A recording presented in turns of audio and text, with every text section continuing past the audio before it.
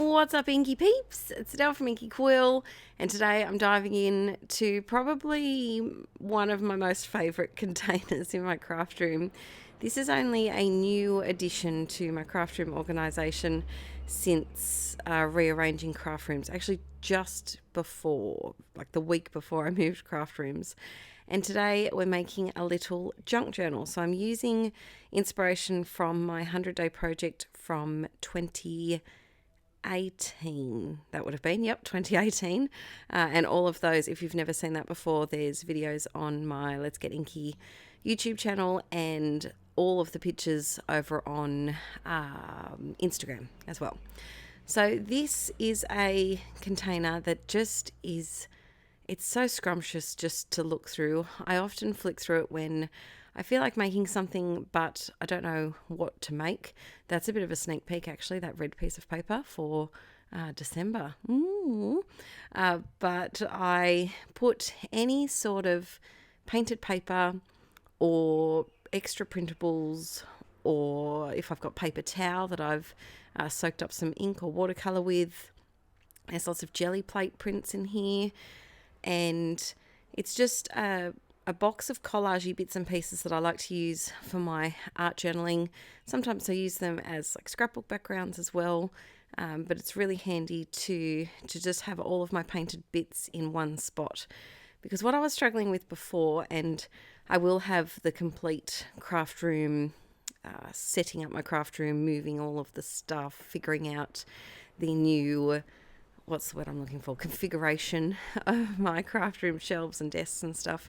That will probably be going up in January because I haven't quite finished it yet, and I want to make sure that it's done before I show you guys. But in my old craft room, I just had a very, very wonky old pizza-sized box of everything. So it had painted papers, it had book pages, it had note paper, stickers, alphabets. It just had everything that I could possibly use, and it was just a very, very overwhelming, and I wasn't using it properly. But now that I've broken it down into a few more categories, I'm finding that I'm using it a lot more. So when I was going through, I was looking for papers that had that were quite large, because I knew I wanted to make a traveler's notebook insert sized notebook, whatever we may call this, journal. And I also grabbed just some plain white note paper as well. I've got some printer cardstock. That's some packaging from some scrapbooking. And I am measuring all of these. Now, I do a bit of a whoopsie. I measured it wrong because I don't measure things exactly. So roughly each of these pages is a little bit less than 8 inches by 8 inches. So probably 8 3/4, I would say. And you'll notice that they're not all the same size. So some of them are taller, some of them are shorter. It was just whatever I felt the pattern went with, or if it was, of course, a smaller piece of paper, then I can't make it bigger, or I can by attaching it to another piece of paper, but I decided not to. So I'm just going through and cutting all of these and folding them in half. Sometimes I fold the printed design towards the inside, sometimes towards the outside. This is a piece of deli paper, so this gives a really nice texture to the inside of my journal pages. And I wanted to have a mix between really painty ones, some that were printed painty, so some from like past printable backgrounds, and then also just some white as well.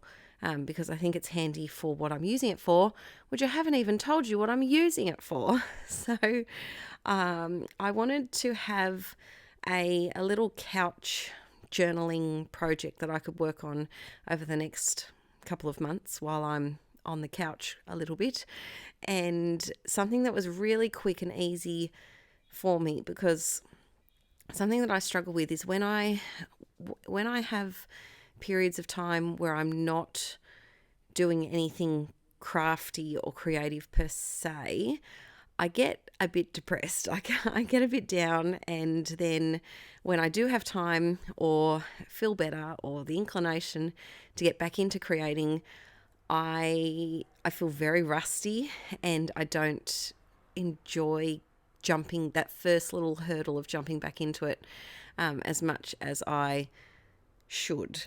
And so I thought this might be a really good thing that I can have just next to me on the couch.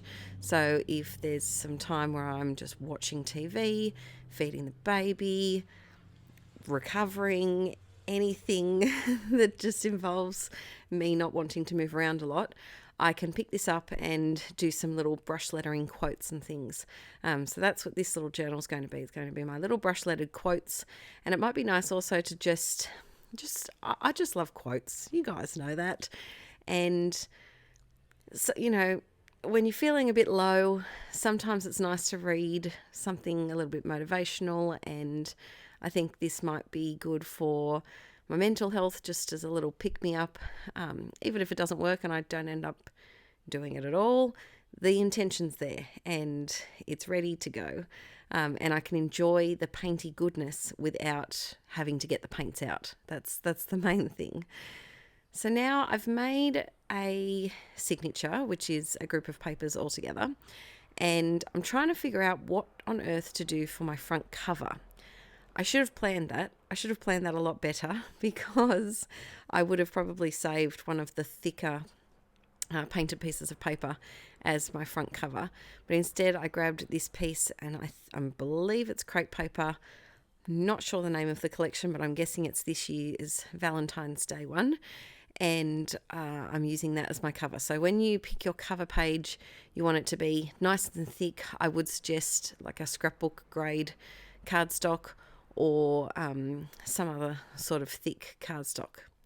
And it's now that I realise that I have cut these pages too big, and they're going to poke out. You can see here, when I put my papers all together, I think there might be 10 or 11 pieces of actual paper. It will depend on how thick the paper that you choose is. So if you could make this all with normal scrapbooking paper if you wanted to, or you could have the entire thing be white notepaper inside, but it depends on how thick your paper is as to how many pages you would like in your insert.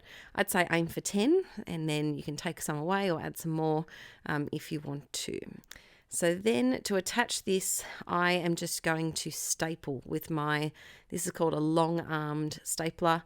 I grabbed mine from Officeworks. It could have been about $40 or so, maybe $50.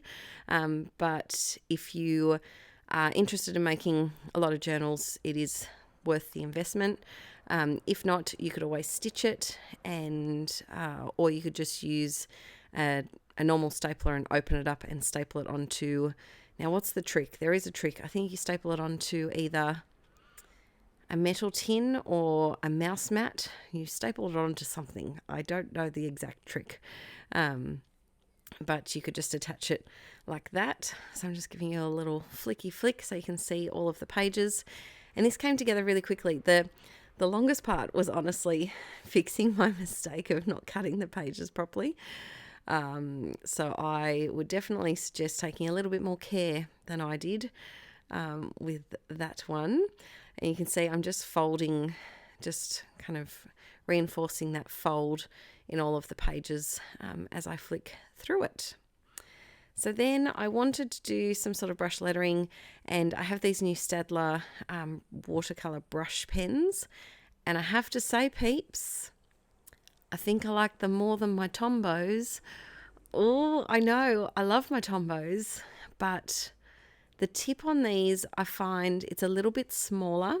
So they're double-ended. There's a brush tip and then there's a fine tip, which is really handy. And I am just doing a little quick swatch because I haven't used this pack before, and you just never know what the actual colours are when you're using a new pack of pens. So I just wanted to run through those. But the thing that I like about them is that you get so many for such a better price than the Tombos.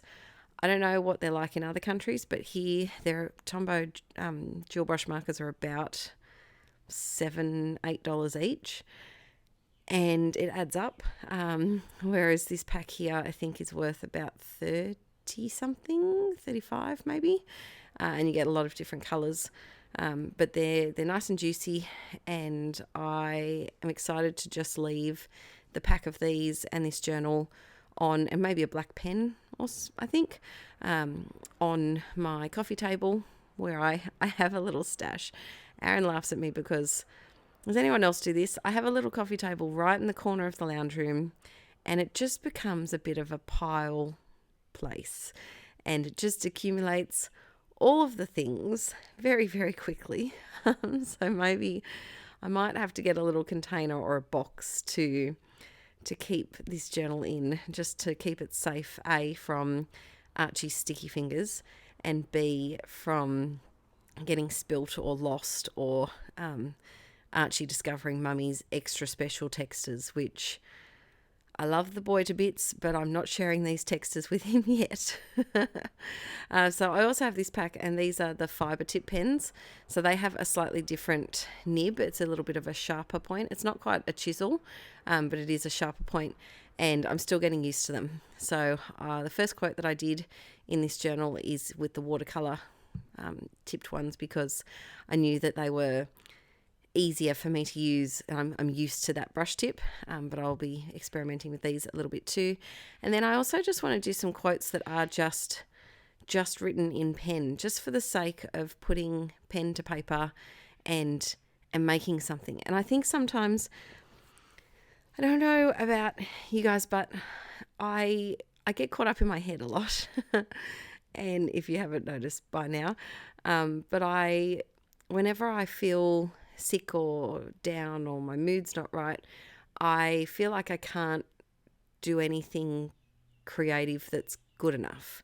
And I think by breaking this project down to make it so simple to just being one book, 2 packs of pens, or 2 packs of markers, and 1 black pen, I think it'll cut out a lot of the kind of the negative chatter that goes on sometimes when we have a break from creating and want to get back into it, but then don't believe that we can, or that what we're making is good enough.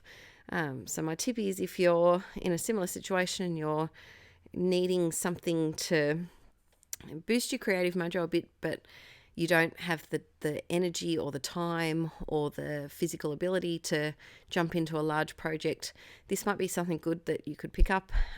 And if you're someone who doesn't do a lot of brush lettering, it's a great place to try, because it's just a tiny little notebook made up of scrap papers.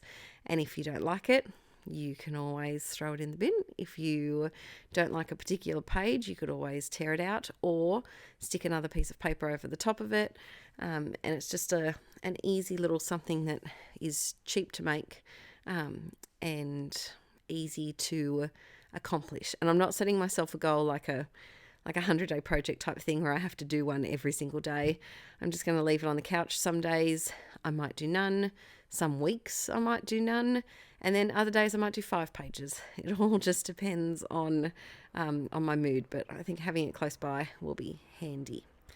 I freaking love this colour. I've been a little bit obsessed with this colour lately. It's kind of like a pinky purpley.